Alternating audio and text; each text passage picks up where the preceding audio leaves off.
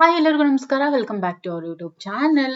So ಇವತ್ತಿನ ತರಗತಿಯಲ್ಲಿ ನಾವು ಬಲ ಮತ್ತು ಒತ್ತಡ ಇದರ ವಿಷಯವಾಗಿ ಪ್ರಮುಖ ಪ್ರಶ್ನೆಗಳನ್ನ ನೋಡ್ತಾ ಹೋಗೋಣ. ಇದು GPSTR ಗೆ ಜೊತೆಗೆ HSTR ಗೆ ವೆರಿ ವೆರಿ ವೆರಿ ಇಂಪಾರ್ಟೆಂಟ್. ಹಾಗೆ ಸಿಲೆಬಸ್ ಅಲ್ಲೂ ಕೂಡ ಈ ಒಂದು ಪಠ್ಯಕ್ರಮ ಇರುವಂತದ್ದು. ಓಕೆ, ಸೊ ಇದ್ರ ಕುರಿತಾಗಿ ನಾವು ಪಾರ್ಟ್ 2 ಅಂದ್ರೆ 2 ಭಾಗಗಳಾಗಿ ನಾವು 50 ಪ್ರಶ್ನೆಗಳನ್ನ ನೋಡ್ತಾ ಹೋಗೋಣ. ಇಲ್ಲಿ ಮೊದಲನೇ ಪ್ರಶ್ನೆ, ಬಲ ಅಂದ್ರೆ ಏನು? ಬಲ ಅಂದ್ರೆ ಏನು? ಫೋರ್ಸ್ ಅಂತ ಹೇಳ್ತೀವಿ. ಹಾಗಾದ್ರೆ ಬಲ ಅಂದ್ರೆ ಕೇವಲ ತಳ್ಳುವಿಕೆ, ಕೇವಲ ಎಳೆಯುವಿಕೆ, ತಳ್ಳುವಿಕೆ ಅಥವಾ ಎಳೆಯುವಿಕೆ, ಮೇಲಿನ ಯಾವುದು ಅಲ್ಲ ಅಂತ ಇದೆ. ಬಲ ಅಂದ್ರೆ ಏನು? ಫೋರ್ಸ್. ನೀವು ಫೋರ್ಸ್ ಅನ್ನ ಏನ್ ಮಾಡ್ತೀರಾ? ನಿಮಗೆ ದಬ್ಬಬೇಕು ಅಂದ್ರೆ, ಏನಾದ್ರೂ ಒಂದು ವಸ್ತುವನ್ನ ತಳ್ಳಬೇಕು ಅಂದ್ರೂ ಫೋರ್ಸ್ ಬೇಕು, ಮತ್ತೆ ಯಾವ್ದಾದ್ರು ಒಂದು ವಸ್ತುವನ್ನ ಎಳಿಬೇಕು ಅಂದ್ರೂ ಕೂಡ ಫೋರ್ಸ್ ಬೇಕು. ಸೊ ತಳ್ಳುವಿಕೆ ಅಥವಾ ಎಳೆಯುವಿಕೆ ಅನ್ನುವಂಥದ್ದು ಸರಿಯಾದ ಉತ್ತರ. ವಿಜ್ಞಾನದಲ್ಲಿ ವಸ್ತುಗಳನ್ನ ತಳ್ಳೋದು ಅಥವಾ ಎಳೆಯೋದನ್ನ ಬಲ ಅಂತ ಹೇಳಿ ಕರೀತಾರೆ. ಬಲದ ಅಂತಾರಾಷ್ಟ್ರೀಯ ಏಕಮಾನ ಯಾವುದು? ಯಾವುದು? ಫೋರ್ಸ್. ಫೋರ್ಸ್ ಅಂತಾರಾಷ್ಟ್ರೀಯ ಏಕಮಾನ ಯಾವುದು? That is Newton. ಬಲವನ್ನ ಅಳೆಯುವಂತಹ SI ಏಕಮಾನ ನ್ಯೂಟನ್ ಆಗಿದೆ. ಒತ್ತಡ ಅಂತಾರಾಷ್ಟ್ರೀಯ ಏಕಮಾನ ಯಾವುದು? ಒತ್ತಡ ಅಂದ್ರೆ ಏನು? Pressure. Pressure is Pascal. Okay, ಒತ್ತಡವನ್ನ ಕಂಡು ಹಿಡಿಯುವಂತ ಸೂತ್ರ. ಒತ್ತಡ ಅಂದ್ರೇನು? ಪ್ರೆಷರ್. ಪ್ರೆಷರ್ ಅಂದ್ರೇನು? ಫೋರ್ಸ್ ಬೈ ಏರಿಯಾ ಅಂತ ಹೇಳ್ತೀವಿ. ಅಂದ್ರೇನು? ಫೋರ್ಸ್ ಅಂದ್ರೆ ಬಲ, ಏರಿಯಾ ಅಂದ್ರೇನು? ವಿಸ್ತೀರ್ಣ. ಸೊ ಒತ್ತಡ ಇಸ್ ಈಕ್ವಲ್ ಟು ಬಲ ಮತ್ತು ವಿಸ್ತೀರ್ಣ. ಬಲ ಡಿವೈಡೆಡ್ ಬೈ ವಿಸ್ತೀರ್ಣ. ಇದು ಪ್ಲಸ್ ಸೈನ್. ಬಲ ಡಿವೈಡೆಡ್ ಬೈ ವಿಸ್ತೀರ್ಣ. This is the right answer. ಬಲಗಳು ಉಂಟಾಗಲು ಕನಿಷ್ಠ ಎಷ್ಟು ವಸ್ತುಗಳ ನಡುವೆ ಪರಸ್ಪರ ವರ್ತನೆ ಇರಬೇಕು? ಈಗ ಬಲ ಉಂಟಾಗಬೇಕು ಅಂದ್ರೆ ಕನಿಷ್ಠ ಅಂದ್ರೆ ಏನು? ವೆರಿ ಮಿನಿಮಮ್ ಎಷ್ಟು ವಸ್ತುಗಳ ನಡುವೆ ಪರಸ್ಪರ ವರ್ತನೆ ಇರಬೇಕು? 2. ಓಕೆ, ಒಂದು ವಸ್ತುವಿನ ಮೇಲೆ ಅಂದ್ರೆ ಬಲ ಅನ್ನುವಂಥದ್ದು ಅಸ್ತಿತ್ವಕ್ಕೆ ಬರಬೇಕು ಅಂದ್ರೆ ಕನಿಷ್ಠ 2 ವಸ್ತುಗಳ ನಡುವೆ ಏನಾದ್ರೂ ಪರಸ್ಪರ ವರ್ತನೆ ನಡಿಲೇಬೇಕು. ಓಕೆ, ಒಂದು ವಸ್ತುವಿನ ಮೇಲೆ 2 ಬಲಗಳು ಒಂದೇ ದಿಕ್ಕಿನಲ್ಲಿ ವರ್ತಿಸಿದ್ರೆ ನಿವ್ವಳ ಬಲ ಏನಾಗುತ್ತೆ ನೋಡಿ. ಈಗ ಇಲ್ಲೊಂದು ವಸ್ತು, ಇಲ್ಲೊಂದು ವಸ್ತು. ಓಕೆ, ಇದು ಒಂದು ವಸ್ತು, ಇದು ಒಂದು ವಸ್ತು. ಇದು 2 ವಸ್ತುಗಳು. ಸಾರಿ, ಒಂದು ವಸ್ತುವಿನ ಮೇಲೆ. ಓಕೆ, ಇದು ಒಂದು ವಸ್ತು. ಓಕೆ ರೈಟ್, ನೋಡ್ತಾ ಇದ್ದೀರಲ್ವಾ? ಇದು ಒಂದು ವಸ್ತು. ಈ ಒಂದು ವಸ್ತು ಮೇಲೆ 2 ಬಲಗಳು ಒಂದೇ ದಿಕ್ಕಿನಲ್ಲಿ ವರ್ತಿಸಿದ್ರೆ, ಇವಾಗ ಇಲ್ಲಿ ಒಬ್ರು ತಳ್ತಾ ಇದ್ದಾರೆ ಅಂಡ್ ಇಲ್ಲಿ ಒಬ್ರು ಕೂಡ ತಳ್ತಾ ಇದ್ದಾರೆ. ಒಂದೇ ದಿಕ್ಕಿನಲ್ಲಿ ವರ್ತಿಸಿದ್ರೆ ನಿವ್ವಳ ಬಲ ಏನಾಗುತ್ತೆ ಅಂದ್ರೆ ನೆಟ್ ಫೋರ್ಸ್ ಏನಾಗತ್ತೆ ಅಂತ ಕೇಳಿದ್ದಾರೆ. ಸೊ ನೆಟ್ ಫೋರ್ಸ್ ಏನಾಗುತ್ತೆ ಅಂದ್ರೆ 2 ಬಲಗಳ ಮೊತ್ತ ಆಗತ್ತೆ. ಓಕೆ, 2 ಬಲಗಳ ಮೊತ್ತ ಅಂದ್ರೆ ಒಂದೇ ದಿಕ್ಕಿನಲ್ಲಿ ವರ್ತಿಸುವಂತಹ ಬಲಗಳು ಪರಸ್ಪರ ಸೇರ್ಕೊಳ್ತವೆ. ಸೊ ಹಾಗಾಗಿ 2 ಬಲಗಳ ಮೊತ್ತ ಅನ್ನುವಂಥದ್ದು ಇಲ್ಲಿ ಆಗತ್ತೆ. ನಾವು ಆಡ್ ಮಾಡ್ತೀವಿ ಇವರ ಬಲ ಪ್ಲಸ್ ಇವರ ಬಲ. ಓಕೆ, ವಸ್ತುವಿನ ಮೇಲೆ 2 ಸಮಾನ ಬಲಗಳು ವಿರುದ್ಧ ದಿಕ್ಕಿನಲ್ಲಿ ವರ್ತಿಸಿದ್ರೆ ನಿವ್ವಳ ಬಲ ಏನಾಗುತ್ತೆ ನೋಡಿ. ಒಂದು ವಸ್ತು ಇದೆ, ಇಲ್ಲಿ 2 ಸಮಾನ ಬಲಗಳು ಅಂದ್ರೆ ಇಲ್ಲಿ ಒಬ್ಬ ವ್ಯಕ್ತಿ, ಇಲ್ಲಿ ಒಬ್ಬ ವ್ಯಕ್ತಿ ವಿರುದ್ಧ ದಿಕ್ಕಿನಲ್ಲಿ ವರ್ತಿಸಿದ್ರೆ ಅಂತ ಕೇಳ್ತಾ ಇದಾರೆ. ಅಂದ್ರೆ ಇಲ್ಲಿಂದನೂ ತಳ್ತಾ ಇದಾರೆ, ಇಲ್ಲಿಂದನೂ ತಳ್ತಾ ಇದಾರೆ. ಸೊ ಅವಾಗ ಏನಾಗತ್ತೆ? ನಿವ್ವಳ ಬಲ ಏನಾಗತ್ತೆ ಅಂತ ಕೇಳಿದರೆ, ಇಲ್ಲಿ ನಿವ್ವಳ ಬಲ ಏನಾಗತ್ತೆ ಅಂದ್ರೆ 0 ಅಂದ್ರೇನು? ಶೂನ್ಯ ಆಗತ್ತೆ. ಯಾಕೆ ಶೂನ್ಯ ಆಗತ್ತೆ ನೋಡಿ? ವಸ್ತುವಿನ ಮೇಲೆ 2 ಸಮಾನ ಬಲಗಳು ವಿರುದ್ಧ ದಿಕ್ಕಿನಲ್ಲಿ ವರ್ತಿಸಿದ್ರೆ ನಿವ್ವಳ ಬಲ ಶೂನ್ಯ ಆಗತ್ತೆ. ಅದೇ ಒಂದು ವಸ್ತುವಿನ ಮೇಲೆ ಸಮಾನ ಬಲಗಳು ಸೇಮ್ ಡೈರೆಕ್ಷನ್ ಅಲ್ಲಿ ವರ್ತಿಸಿದ್ರೆ ಅದರ ಬಲ ಯಾವಾಗ್ಲೂ ಒಟ್ಟು ಮೊತ್ತ ಆಗತ್ತೆ. ಓಕೆ, ಸೊ ಇದಕ್ಕೆ ಕಾರಣ ಏನು ಅಂತ ಹೇಳಿದಾಗ, ವಿರುದ್ಧ ದಿಕ್ಕಿನಲ್ಲಿ ಸಮಾನ ಬಲಗಳು ವರ್ತಿಸಿದಾಗ ಅವು ಏನಾಗ್ತವೆ? ಪರಸ್ಪರ ರದ್ದಾಗ್ತವೆ. ಓಕೆ, ಹಾಗಾಗಿ ಅಲ್ಲಿ ನಿವ್ವಳ ಬಲ ಏನಾಗತ್ತೆ? ಶೂನ್ಯ ಆಗತ್ತೆ. ಚಲಿಸುತ್ತಿರುವಂತ ವಸ್ತುವಿನ ಮೇಲೆ ಅದರ ಚಲನೆಯ ದಿಕ್ಕಿನಲ್ಲೇ ಬಲ ಪ್ರಯೋಗಿಸಿದ್ರೆ ಅದರ ವೇಗ ಏನಾಗತ್ತೆ ನೋಡಿ. ಚಲಿಸ್ತಾ ಇರುವಂತ ವಸ್ತುವಿನ ಮೇಲೆ ನೋಡಿ, ಈಗ ಒಂದು ವಸ್ತು ಚಲಿಸ್ತಾ ಇದೆ. ಓಕೆ, ಈ ಚಲಿಸ್ತಾ ಇರುವಂತ ವಸ್ತುವಿನ ಮೇಲೆ ಅದರ ಚಲನೆಯ ದಿಕ್ಕಿನಲ್ಲೇ ಬಲವನ್ನ ಪ್ರಯೋಗಿಸಿದ್ರೆ, ಸೊ ಅದ್ರ ಒಂದು ದಿಕ್ಕಿನಲ್ಲಿನೇ ಈಗ ಒಂದು ಬಲವನ್ನ ಪ್ರಯೋಗಿಸಿದ್ರೆ ಅದರ ವೇಗ ಏನಾಗುತ್ತೆ ಥಿಂಕ್ ಮಾಡಿ. ಏನಾಗುತ್ತೆ? ಹೆಚ್ಚಾಗುತ್ತೆ, ಇನ್ನು ಬೇಗ ಹೋಗುತ್ತೆ, ಹೌದಲ್ವಾ? ಬಲವು ವಸ್ತುವಿನ ಯಾವುದನ್ನ ಬದಲಾಯಿಸಬಹುದು? ಬಲವು ಕೇವಲ ಚಲನೆಯ ಸ್ಥಿತಿ, ಕೇವಲ ಆಕಾರ, ಚಲನೆಯ ಸ್ಥಿತಿ ಮತ್ತು ಆಕಾರ ಎರಡನ್ನು, ದ್ರವ್ಯರಾಶಿಯನ್ನು ಮಾತ್ರ ಅಂತ ಇದೆ. This is very very very important question, most repeated question. ಬಲ ವಸ್ತುವಿನ ಮೇಲೆ ಯಾವುದನ್ನ ಬದಲಾಯಿಸುತ್ತೆ? ಚಲನೆಯ ಸ್ಥಿತಿಯನ್ನ ಬದಲಾಯಿಸುತ್ತೆ. ಹೌದಾ? ಇದಂತೂ ಕರೆಕ್ಟ್, ಹೌದು ತಾನೆ?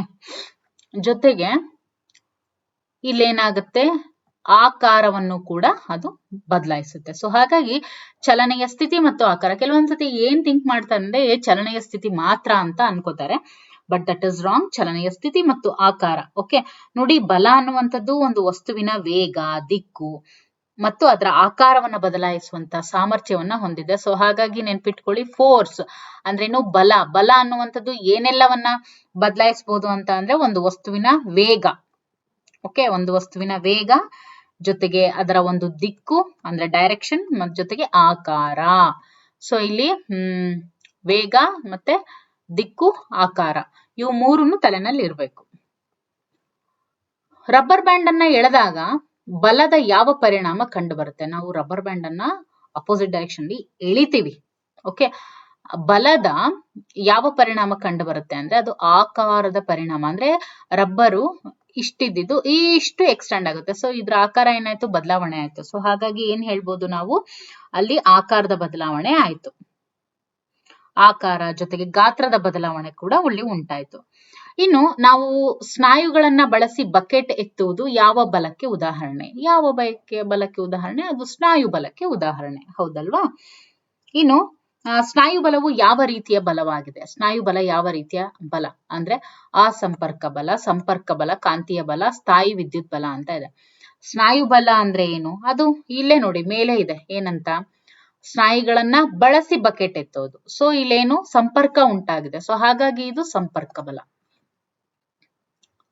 ನೆಲದ ಮೇಲೆ ಉರುಳುತ್ತಿರುವಂತ ಚೆಂಡು ಸ್ವಲ್ಪ ದೂರ ಹೋಗಿ ತಾನಾಗಿಯೇ ನಿಲ್ಲಲು ಕಾರಣ ಏನು? ಈಗ ಒಂದು ಬಾಲ್ ಇದೆ, ಅದನ್ನ ನಾವು ಎಸಿತೀವಿ. ಅದೇನಾಗುತ್ತೆ? ಓಡಿ ಓಡಿ ಓಡಿ ಹೋಗಿ ಸ್ವಲ್ಪ ದೂರ ಹೋಗಿ ಮತ್ತೆ ನಿಂತ್ಕೊಳ್ಳುತ್ತೆ. ಈ ತರ ನಿಲ್ಲೋದಕ್ಕೆ ಕಾರಣ ಏನು? ಸ್ನಾಯು ಬಲ, ಕಾಂತೀಯ ಬಲ, ಘರ್ಷಣಾ ಬಲ, ಸ್ಥಾಯಿ ವಿದ್ಯುತ್ ಬಲ ಅಂತ ಇದೆ. ಸ್ನಾಯು ಬಲನ ಅಲ್ಲ. ಕಾಂತೀಯ ಬಲನ? ಅದು ಮ್ಯಾಗ್ನೆಟ್ ಅಂತೂ ಅಲ್ಲ. ಏನು? ಘರ್ಷಣಾ ಬಲ ಅಂದ್ರೇನು? ಫ್ರಿಕ್ಷನ್ ಅಂತ ಹೇಳ್ತೀವಿ. ಸೊ ಘರ್ಷಣಾ ಬಲ ಏನಿದೆ ಅದು ಅದಕ್ಕೆ ಕಾರಣ ಆಗಿರುತ್ತೆ.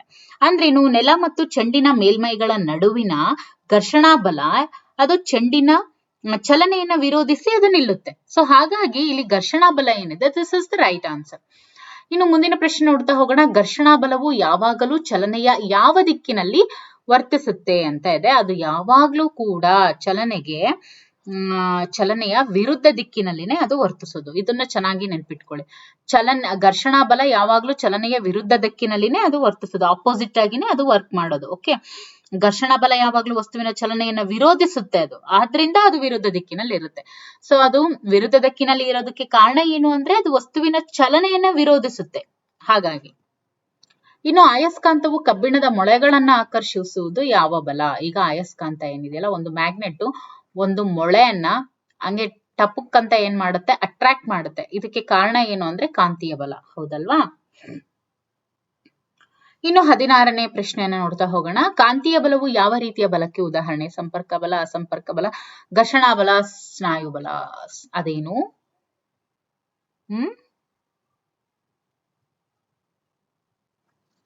ಸಂಪರ್ಕ ಬಲ, ಅಸಂಪರ್ಕ ಬಲ, ಘರ್ಷಣಾ ಬಲ, ಸ್ನಾಯು ಬಲ ಅಂತ ಇದೆ.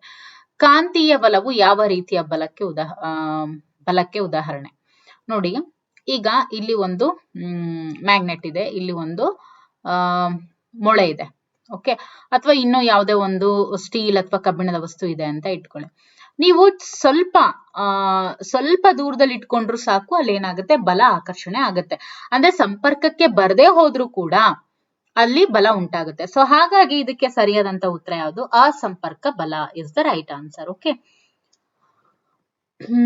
ಪ್ಲಾಸ್ಟಿಕ್ ಸ್ಟ್ರಾನ್ನ ಕಾಗದಕ್ಕೆ ಉಜ್ಜಿದಾಗ ಅದು ಬೇರೆ ಕಾಗದದ ಚೂರುಗಳನ್ನ ಆಕರ್ಷಿಸೋದಕ್ಕೆ ಕಾರಣವಾದಂತ ಬಲ ಯಾವುದು? ಗುರುತ್ವ ಬಲ, ಕಾಂತೀಯ ಬಲ, ಸ್ಥಾಯಿ ವಿದ್ಯುತ್ ಬಲ, ಸ್ನಾಯು ಬಲ. ನೋಡಿ, ಪ್ಲಾಸ್ಟಿಕ್ ಸ್ಟ್ರಾ ಇದೆ, ಕಾಗದಕ್ಕೆ ಅದನ್ನ ನಾವು ಚೆನ್ನಾಗಿ ಉಜ್ಜಿದಾಗ ಬೇರೆ ಕಾಗದದ ಚೂರುಗಳನ್ನ ಅದು ಆಕರ್ಷಿಸುತ್ತೆ. ಇದಕ್ಕೆ ಕಾರಣ ಏನು ಅಂದ್ರೆ ಸ್ಥಾಯಿ ವಿದ್ಯುತ್ ಬಲ ಅಂತ ಹೇಳ್ತೀವಿ. ಓಕೆ, ಎಲೆಕ್ಟ್ರೋಸ್ಟಾಟಿಕ್ ಫೋರ್ಸ್ ಅಂತ ಹೇಳ್ತೀವಿ. That is due to electrostatic force of attraction. And ಮರದಿಂದ ಹಣ್ಣುಗಳು ಕೆಳಕ್ಕೆ ಬೀಳಲು ಕಾರಣವಾದಂತಹ ಬಲ ಯಾವುದು? ದಟ್ ಇಸ್ ಡ್ಯೂ ಟು ಗುರುತ್ವ ಬಲ. ಏಕಮಾನ ವಿಸ್ತೀರ್ಣದ ಮೇಲೆ ವರ್ತಿಸುವಂತಹ ಬಲವನ್ನ ಏನಂತ ಕರೀತಾರೆ ನೋಡಿ? ಏಕಮಾನ ವಿಸ್ತೀರ್ಣದ ಮೇಲೆ ವರ್ತಿಸುವ ಅಂದ್ರೆ ಒಂದು ಯೂನಿಟ್ ಏರಿಯಾ ಮೇಲೆ ವರ್ತಿಸುವಂತಹ ಬಲವನ್ನ ಒತ್ತಡ ಅಂತ ಹೇಳ್ತೀವಿ. ಏನಂತ ಹೇಳ್ತೀವಿ? ಒತ್ತಡ ಅಂದ್ರೇನು? ಪ್ರೆಷರ್ ಅಂತ ಹೇಳ್ತೀವಿ. ಬಲವು ವರ್ತಿಸುವ ವಿಸ್ತೀರ್ಣ ಕಡಿಮೆ ಆದಂತೆ ಒತ್ತಡ ಏನಾಗುತ್ತೆ ನೋಡಿ? ಈಗ ವಿಸ್ತೀರ್ಣ ಕಡಿಮೆ ಆದಂತೆ ಒತ್ತಡ ಏನಾಗುತ್ತೆ? ಒತ್ತಡ ಹೆಚ್ಚಾಗುತ್ತೆ. ಹೌದಾ? ಖಂಡಿತವಾಗ್ಲೂ ಹೆಚ್ಚಾಗುತ್ತೆ. ಸೊ ಹಾಗಾಗಿನೇ ನಾವು pressure is equal to force by area ಅಂತ ಹೇಳೋದು. ಮೀನ್ಸ್ ಅದ್ರ ಅರ್ಥ ಏನು? ಈಗ ಇಫ್ ಇದು ಜಾಸ್ತಿ ಆಯ್ತು ಅಂದ್ರೆ ಇದು ಕಮ್ಮಿ ಆಗುತ್ತೆ. ಈಗ ಫೋರ್ಸ್ ಜಾಸ್ತಿ, ಪ್ರೆಷರು ಅಂದ್ರೆ ಏನು? ಫೋರ್ಸ್ ಜಾಸ್ತಿ ಇದೆ ಅಂದ್ರೆ ಅಲ್ಲಿ ಪ್ರೆಷರ್ ಜಾಸ್ತಿ ಇರುತ್ತೆ. ಏರಿಯಾ ಕಮ್ಮಿ ಇದ್ರೆ ಪ್ರೆಷರು ಹೆಚ್ಚಾಗತ್ತೆ. ಏರಿಯಾ ಜಾಸ್ತಿ ಇತ್ತು ಅಂತ ಹೇಳಿದ್ರೆ ಪ್ರೆಷರು ಕಮ್ಮಿ ಬೇಕಾಗತ್ತೆ. ಬಲವು ವರ್ತಿಸುವಂತಹ ವಿಸ್ತೀರ್ಣ ಹೆಚ್ಚಾದಂತೆ ಒತ್ತಡ ಏನಾಗತ್ತೆ ಅಂತ ಕೇಳಿದ್ದಾರೆ ನೋಡಿ. ಬಲ ವರ್ತಿಸುವಂತಹ ವಿಸ್ತೀರ್ಣ ಹೆಚ್ಚಾದಂತೆ ಒತ್ತಡ ಏನಾಗುತ್ತೆ? ಈಗಿನ್ನು ಹೇಳಿದ್ವಿ ಏನಾಗುತ್ತೆ? ವಿಸ್ತೀರ್ಣ ಹೆಚ್ಚಾದ್ರೆ ಪ್ರೆಷರ್ ಏನಾಗುತ್ತೆ? ಇಲ್ಲಿ ನೋಡಿ, it is inversely proportional. Inversely proportional ಅಂತ ಹೇಳಿದ್ರೆ ಏನು? ಈಗ ಏರಿಯಾ ಏನಿದೆ ಅಂದ್ರೆ ದಿಸ್ ಇಸ್ ಇನ್ವರ್ಸ್ಲಿ ಪ್ರಪೋರ್ಷನಲ್. ಅಂದ್ರೆ pressure is directly proportional to force, whereas pressure is inversely proportional to area. So area ವಿಸ್ತೀರ್ಣ ಅಂತ ಹೇಳ್ತೀವಿ. ವಿಸ್ತೀರ್ಣ ಹೆಚ್ಚಾದ್ರೆ ಒತ್ತಡ ಕಡಿಮೆ ಆಗುತ್ತೆ. ವಿಸ್ತೀರ್ಣ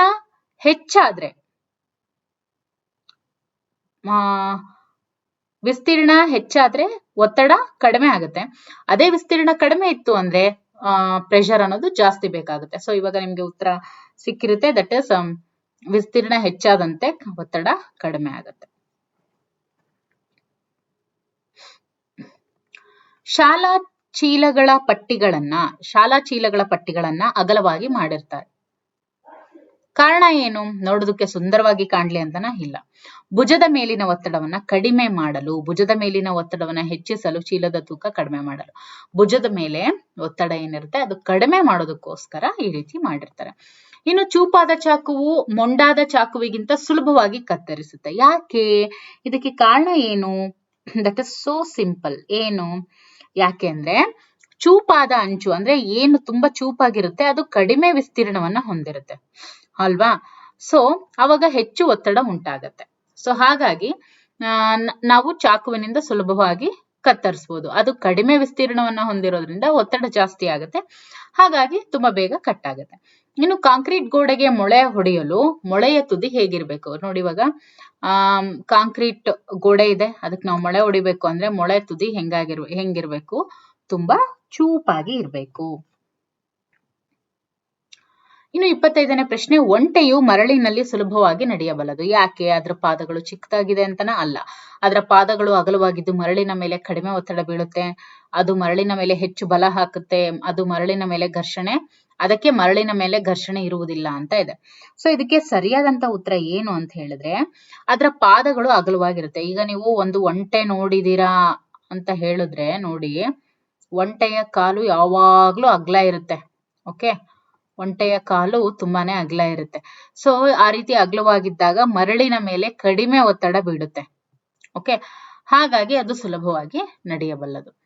ದ್ರವಗಳು ಪಾತ್ರೆಯ ತಳದ ಮೇಲೆ ಹಾಕುವ ಒತ್ತಡವು ಯಾವುದರ ಮೇಲೆ ಅವಲಂಬಿಸಿದೆ? ದ್ರವಗಳು ಅಂದ್ರೆ ಏನು? ಲಿಕ್ವಿಡ್ಸ್. ಈ ಲಿಕ್ವಿಡ್ಗಳು ಏನಿದಾವೆ ಪಾತ್ರೆಯ ತಳದ ಮೇಲೆ ಹಾಕುವ ಒತ್ತಡವು ಯಾವುದರ ಮೇಲೆ ಅವಲಂಬಿತ ಅಂತ ಕೇಳಿದರೆ ಅದು ದ್ರವದ ಆಳ ಅಂದ್ರೇನು? ಎತ್ತರ, ಅದ್ರ ಮೇಲೆ ಅದು ಅವಲಂಬಿಸಿರುತ್ತೆ. ಅಂದ್ರೆ ನೀರಿನ ಆಳ ಹೆಚ್ಚಾದಂತೆ ತಳಭಾಗದಲ್ಲಿ ಒತ್ತಡ ಏನಾಗುತ್ತೆ? ಹೆಚ್ಚಾಗ್ತಾ ಹೋಗುತ್ತೆ. ಇವಾಗ ನೀರಿನ ಆಳ ಹೆಚ್ಚಾದಂತೆ ತಳಭಾಗದಲ್ಲಿ ಏನಾಗುತ್ತೆ? ಪ್ರೆಷರು ಜಾಸ್ತಿ ಆಗ್ತಾ ಹೋಗುತ್ತೆ. ಒಂದೇ ಆಳದಲ್ಲಿ ದ್ರವಗಳು ಹಾಕುವ ಒತ್ತಡ ಹೇಗಿರುತ್ತೆ? ಒಂದೇ ಆಳದಲ್ಲಿ ದ್ರವಗಳು ಹಾಕುವಂತ ಒತ್ತಡ ಹೇಗಿರುತ್ತೆ ಅಂತ ಕೇಳಿದರೆ ಅದು ಸಮಾನವಾಗಿ ಇರುತ್ತೆ. ಓಕೆ, ಈಕ್ವಲ್ ಆಗಿ ಇರುತ್ತೆ. ಇನ್ನು 28ನೇ ಪ್ರಶ್ನೆ, ನೀರಿನ ಪೈಪುಗಳಲ್ಲಿ ರಂಧ್ರವಿದ್ದರೆ ನೀರು ಹೊರಚಿಮ್ಮುತ್ತದೆ. ಇದು ಏನನ್ನ ಸೂಚಿಸುತ್ತೆ ನೋಡಿ, ನೀರಿನ ಪೈಪ್ಗಳಲ್ಲಿ ಸಪೋಸ್ ಏನಾದ್ರೂ ರಂಧ್ರ ಇದ್ರೆ ಅದು ಹೊರಚಿಮ್ಮುತ್ತೆ. ಇದು ಏನನ್ನ ತೋರಿಸುತ್ತೆ ಅಂದ್ರೆ ನೀರಿಗೆ ತೂಕವಿಲ್ಲ, ದ್ರವಗಳು ಪಾತ್ರೆಯ ಗೋಡೆಗಳ ಮೇಲೆ ಒತ್ತಡ ಹಾಕುತ್ತವೆ, ನೀರು ಗುರುತ್ವ ಬಲವನ್ನು ವಿರೋಧಿಸುತ್ತವೆ, ಮೇಲಿನ ಯಾವುದೂ ಅಲ್ಲ ಅಂತ ಇದೆ. ಇದಕ್ಕೆ ಸರಿಯಾದಂತ ಉತ್ತರ ಏನು ಅಂದ್ರೆ ದ್ರವಗಳು ಪಾತ್ರೆಯ ಗೋಡೆಗಳ ಮೇಲೆ ಒತ್ತಡ ಹಾಕ್ತವೆ. ಈಗ ನೀರಿನ ಪೈಪುಗಳಲ್ಲಿ ಏನಾದ್ರೂ ರಂಧ್ರ ಇದ್ರೆ ನೀರು ಹೊರಚಿಮ್ಮುತ್ತೆ, ಹೌದಲ್ವಾ? ಸೊ ಇದು ಏನನ್ನ ಹೇಳುತ್ತೆ ಅಂತ ಅಂದ್ರೆ ದ್ರವಗಳು ಪಾತ್ರೆಯ ಗೋಡೆಗಳ ಮೇಲೆ ಒತ್ತಡವನ್ನ ಹಾಕುವಂಥದ್ದು. ಅಂದ್ರೆ ದ್ರವಗಳು ಕೇವಲ ತಳಭಾಗದಲ್ಲಿ ಮಾತ್ರ ಅಲ್ಲ, ತಾವಿರುವಂತ ಪಾತ್ರೆಯ ಗೋಡೆಗಳ ಮೇಲೂ ಕೂಡ ಅವು ಒತ್ತಡವನ್ನ ಹಾಕ್ತವೆ ಅನ್ನೋದು ಇದರಿಂದ ನಮಗೆ ಗೊತ್ತಾಗುತ್ತೆ. ಅನಿಲಗಳು ಪಾತ್ರೆಯ ಗೋಡೆಗಳ ಮೇಲೆ ಒತ್ತಡ ಹಾಕುತ್ತವೆಯೇ ಅಂತ ಇದೆ. ಅನಿಲಗಳು ಅಂದ್ರೆ ಏನು, ಗ್ಯಾಸಿಯಸ್ ಸ್ಟೇಟ್ಸ್ ಏನ್ ಬರುತ್ತೆ ಆ ಎಲ್ಲ ಅನಿಲಗಳು ಪಾತ್ರೆಯ ಗೋಡೆಗಳ ಮೇಲೆ ಒತ್ತಡವನ್ನ ಹಾಕ್ತವ ಅಂತ ಇದೆ. ಖಂಡಿತವಾಗ್ಲೂ ಹೌದು. ಯಾಕೆ ಅಂದ್ರೆ ಅವು ಎಲ್ಲಾ ದಿಕ್ಕುಗಳಲ್ಲಿ ಒತ್ತಡವನ್ನ ಹಾಕ್ತವೆ. ಯಾವುವು ಅನಿಲಗಳು. ನಮ್ಮ ಭೂಮಿಯ ಸುತ್ತಲಿರುವ ಗಾಳಿಯ ಆವರಣವನ್ನ ನಾವೇನಂತ ಕರಿತೀವಿ? ನಮ್ಮ ಭೂಮಿಯ ಸುತ್ತ ಇರುವಂತ ಗಾಳಿಯ ಆವರಣವನ್ನ ನಾವೇನಂತ ಕರಿತೀವಿ ಅಂದ್ರೆ ದಟ್ ಇಸ್ ನನ್ ಅದರ್ ದನ್ ಅಟ್ಮಾಸ್ಫಿಯರ್, ಅಂದ್ರೇನು ವಾಯುಮಂಡಲ ಅಂತ ಕರಿತೀವಿ. ಸೊ ಇಲ್ಲಿವರೆಗೂ ಇಷ್ಟು ಪ್ರಶ್ನೆಗಳಾಯ್ತು. ಇನ್ನು ಮುಂದಿನ ಒಂದು ಭಾಗದಲ್ಲಿ ಇನ್ನಷ್ಟು ಪ್ರಶ್ನೆಗಳನ್ನ ನೋಡ್ತಾ ಹೋಗೋಣ.